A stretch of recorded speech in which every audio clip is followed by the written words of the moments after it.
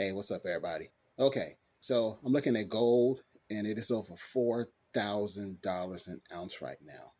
$4,000 an ounce, and silver is at $48 an ounce, and it is not being discussed in mainstream media at all. So I want to look at this from a different perspective. And again, I know it's not being talked about, so some of you may or may not really understand what I'm saying, but here it goes anyway. Okay, how many of you guys know that the war between Russia, Ukraine, and potentially NATO is increasing in intensity?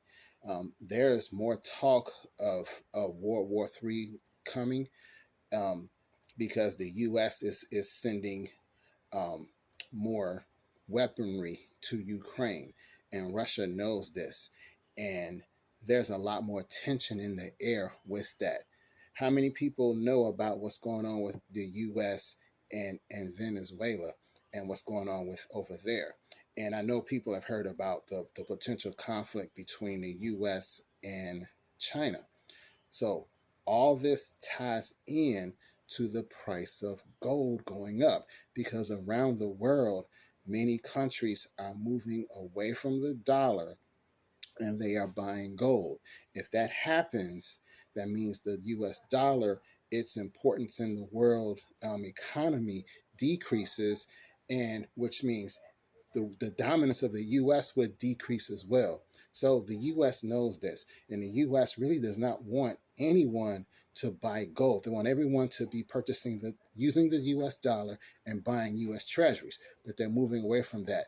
Hence all these escalations around the world. See, if the US can get everybody back under control, then we can get them back on the dollar. If they do that, then our US economy is saved. If Russia can succeed, if and as I forgot all about Iran and their oil.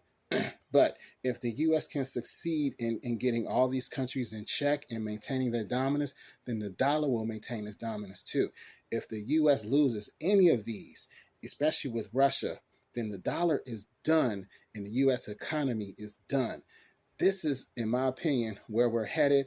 And it's very important that you pay attention to what's going on, because if the U.S. loses, then our economy is going to be absolutely destroyed.